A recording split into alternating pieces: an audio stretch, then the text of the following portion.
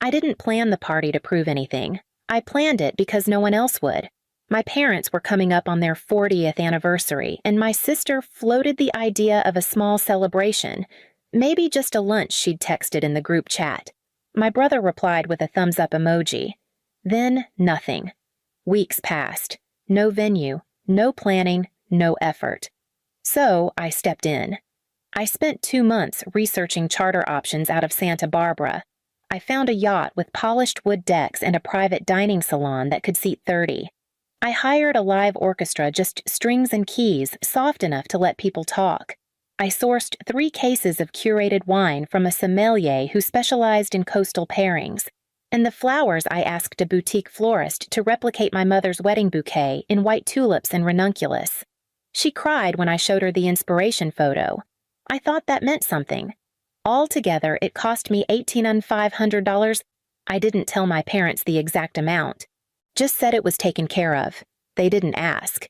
And maybe that should have been my first sign. But at the time, I didn't care. I took time off from my freelance clients. I coordinated schedules, held Zoom calls with vendors, drafted a seating chart that subtly kept my father from cornering my cousin with unsolicited investment advice. Every detail was thoughtful, precise. Not because I wanted recognition, but because I believed this would finally be a moment where we stood side by side, not in roles. Not me as the helper, the organizer, the quiet one who fixes things. Just me, their daughter, present. The final invoice came through a week before the event. I paid it without flinching. And then, almost immediately after my aunt texted, the tone was casual, almost flippant. By the way, it said, "We're keeping the guest list tight. You're not included." I stared at the screen thinking it was a mistake, some kind of scheduling miscommunication. Then my mom followed up with a second message. "It's not personal. Hope you understand." I didn't answer. I didn't call. Instead, I just sat there holding my phone trying to remember the last time they looked at me like family instead of staff. I kept staring at the message like it might rewrite itself if I waited long enough. "We're keeping the guest list tight. You're not included. No apology, no explanation. Just that." At first, I thought maybe she'd sent it to the wrong person. I waited for a follow-up, some kind of correction. "Oops, wrong thread." Or even a laughing emoji. But nothing came. Just silence. Then my mother's name popped up on my screen. I opened the message. "It's not personal. Hope you understand." And somehow that hit harder. That line, "It's not personal," I'd heard it before. When they forgot to call on my birthday 2 years in a row. When they took a family trip to Yellowstone and told me afterward they assumed I'd be too busy to come. When my sister's boyfriend of 2 months got an invitation to Christmas dinner and I didn't. It was always the same message, "Hope you understand." Hope you understand we forgot. Hope you understand it wasn't meant to hurt. Hope you understand you don't matter enough to include, but just enough to clean up after. I didn't text back. I didn't ask for clarification. I didn't plead for space on the guest list of a party I planned. Instead, I scrolled through my calendar, stared at all the appointments I had scheduled for their big day catering confirmations, wine delivery orchestra, arrival time, yacht access window. I saw my own name listed on every email, every booking, every receipt. But somehow, I wasn't on the guest list. I put my phone down and stood in the kitchen unsure what to do next. My hands felt like they didn't belong to me. There was nothing to fix, no miscommunication to clear up. They had made their decision. And for the first time in a long time, I realized I could make one too. I didn't tell anyone what I was about to do. Not my friends, not my siblings. Especially not them. I opened my laptop and pulled up the contract for the yacht. The cancellation window was still open, though, barely. I sent an email to the coordinator citing a change in event terms and requested the deposit be returned. Within minutes, I received a confirmation. Next was the orchestra. The lead violinist had been kind in every call he'd even offered to shorten the set when I asked about budget limits. I messaged him directly, told him the event had been reshaped, and asked to pause the remaining balance. He replied with grace. Said he understood. The wine shipment was trickier. The sommelier was already packing crates ready to deliver. But when I flagged the order and explained that the party had changed drastically, she agreed to hold. No refund, but no delivery either. I could live with that. The flowers were already in motion. Custom work, non-refundable. I didn't even try to stop it. Let them arrive. Let someone else figure out where to put 24 arrangements of white tulips and pale blue ranunculus. That part wasn't mine anymore. I sat on the dock that night, the one just a few blocks from my apartment, watching the water stir beneath the dim lights of the marina.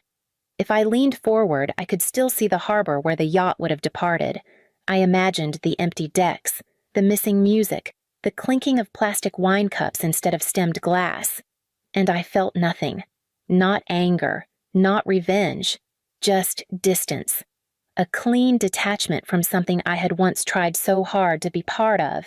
They made it clear I wasn't invited. I just made sure they noticed I was gone. The morning of the party, my phone started ringing just after 6. I was still in bed, eyes barely open, the sun just beginning to cut through the blinds. I didn't pick up. The first few calls came in quick succession, my dad's name lighting up the screen each time. No voicemail, just silence after silence. By the 4th call, I turned the phone over so I wouldn't see it vibrate. By the 7th, I put it in the drawer beside my bed and shut it completely. I already knew what this was. The music hadn't shown up, the wine hadn't arrived, the yacht never pulled into the dock. The party was unraveling, and now they remembered me. I spent the next few hours like I had nowhere to be. I brewed coffee, ate, slowly walked down the street to the corner bakery, and bought myself a croissant, something I never did when I was still busy fixing other people's emergencies. I sat on the bench outside watching people with somewhere to be rushed past. I didn't think about the party.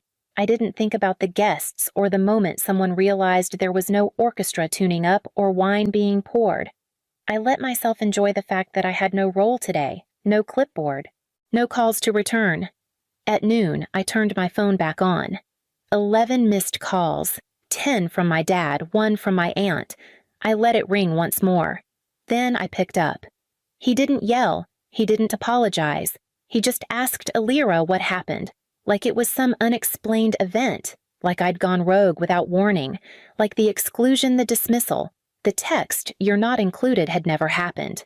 I paused for a second. Then I answered the only way I could. "It's not personal," and I hung up.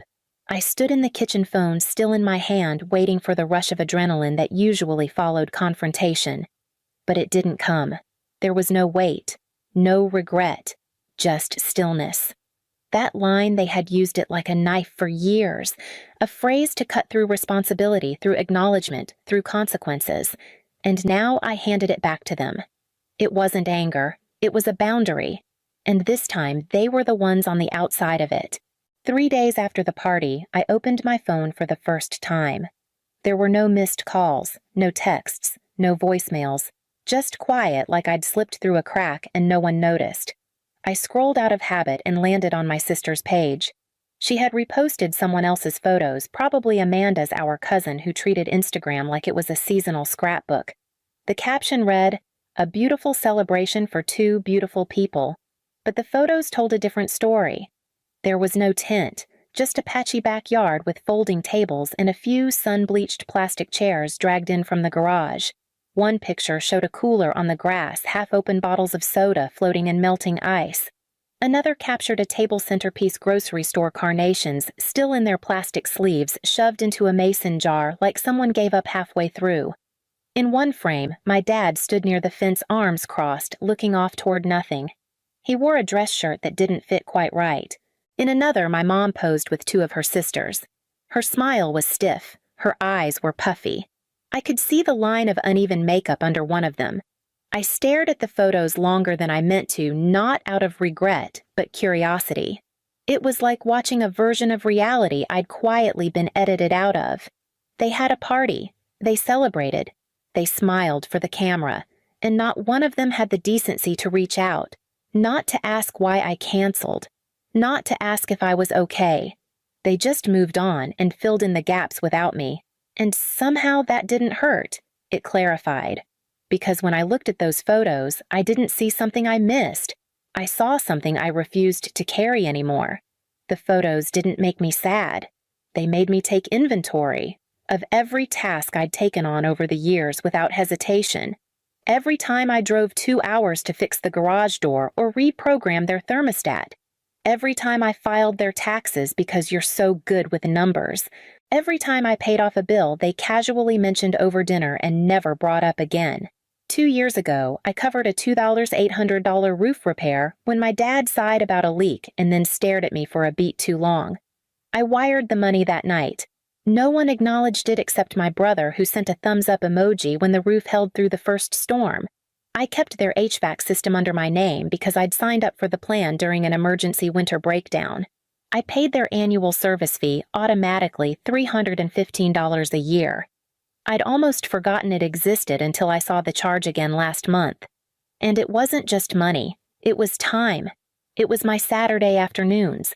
It was my quiet mornings spent researching the cheapest contractors, the fastest printers, the best sales on whatever it was they'd forgotten to plan for.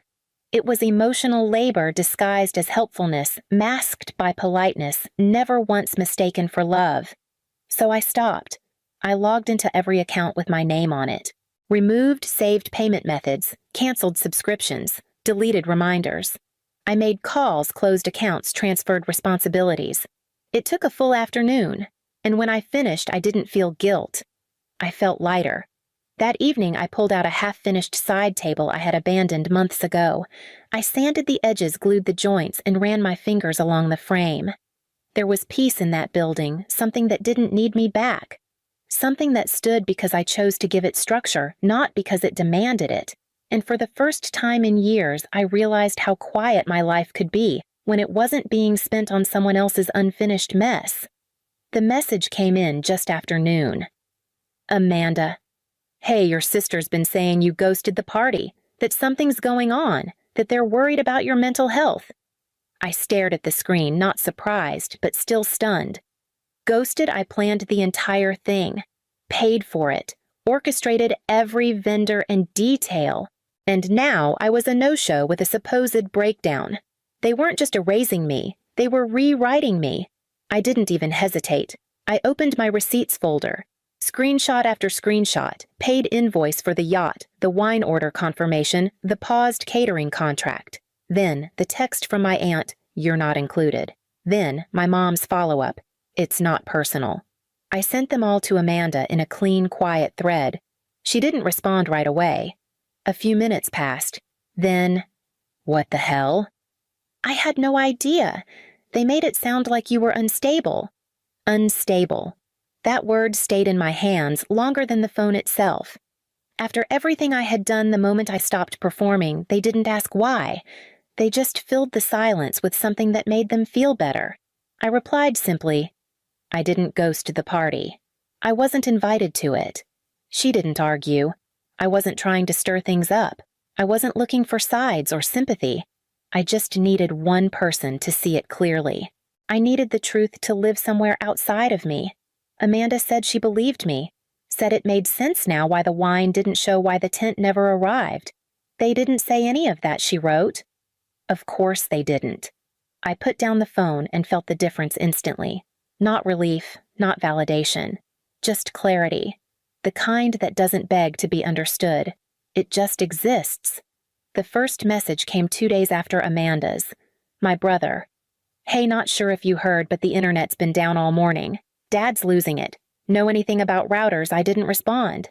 The next day, my mom, "Hi, Elira. The microwave's acting up again. Not urgent, but if you have a minute." Still nothing. Then my dad sent a photo. The garage door motor, half disassembled wires exposed. No words, just the image like I'd see it and come running. I didn't. I stared at it for a few seconds, then closed the message and got back to my grocery list.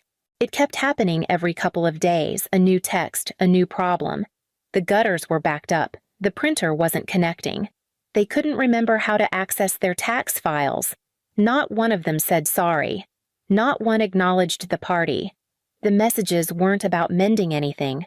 They were about maintenance. They weren't missing me. They were missing the unpaid labor. And I wasn't offering it anymore. I spent my time in smaller, quieter ways. I built a narrow shelf for the hallway. I went to a weekend flea market just because I could. I started going to bed earlier without the anxiety that someone might call with a crisis disguised as casual conversation. They used to treat my silence like a phase, something temporary, something to wait out. But this wasn't silence. This was a boundary. A firm, unfamiliar edge they couldn't reach past. And when they realized they couldn't cross it, they didn't apologize. They scrambled. Amanda texted me on a Thursday afternoon. Just said she was in town and had something she wanted to say in person, no pressure. We met at a quiet coffee shop a few blocks from my place. She looked nervous, which wasn't like her, and she didn't waste time. "I think your mom's actually going to therapy," she said. "For real. Like weekly sessions." She told my mom it started after the party. "After you went silent." I didn't say anything. I just waited. "She broke down when she tried to plan Thanksgiving," Amanda added. "No one volunteered to help. My dad told her, 'We're not doing that again.'" That's when she admitted everything. Not just about the party, about how she's treated you for years. Amanda paused, then reached into her bag and pulled out a folded sheet of paper. She slid it across the table. "It's from your dad," she said. "He asked me to give it to you." I unfolded it slowly. One sentence written in shaky all-caps handwriting I recognized instantly. "I'm trying to learn how to be a dad." No greeting, no signature. Just that. And yet somehow it landed deeper than all their forced smiles and polite excuses over the years. There was no pretending in that sentence. Just an awkward, raw attempt at honesty. I slipped the note into my bag and nodded. Amanda didn't press. She just said, "Whatever you decide, I get it," and left it at that. That night I sat at my desk with a blank card. I didn't want to undo the distance I'd built, but I also didn't want to ignore what felt like their first real step. So I wrote, "I'm not ready to return. But I'm open to something honest." I didn't sign it with love. Just my name. Then I sealed the envelope, placed it by the door, and told myself I'd mail it in the morning. Months passed and the quiet held. No chaos, no guilt-laced requests, just space. I spent my time in ways that didn't involve fixing things. I hiked canyon trails I'd always said I was too busy for. I cooked meals slowly without glancing at the clock. I built a bench for my front porch out of reclaimed cedar and sat on it with a mug of coffee each morning, watching the light change. I slept better than I had in years. Then one day a message came from my mom. It wasn't long, just that they wanted to meet if I was willing. No demands, no manipulation. I sat with it for a few days before answering. We met at a small cafe halfway between our homes. Neutral ground. They were already seated when I arrived. My dad stood when I walked in an old habit he hadn't dropped even after everything. My mom looked tired but more present than I remembered. They didn't start with excuses. They didn't list their regrets like a script. They just looked at me, and then my mother said, "We're sorry, Elira, for the way we treated you. For making you feel like help instead of family." My dad nodded. We should have known better. The words weren't polished, but they were real. And for once they weren't trying to speed past the discomfort. I let the silence hang before I answered. "Thank you," I said. "I heard you, but I'm not coming back, not yet." My mom blinked, but didn't argue. My dad looked down at his hands. I stood and neither of them reached for mine. I left without anger, without a need to explain. Some doors don't slam. They just close quietly, cleanly, and you realize the lock was always on your side.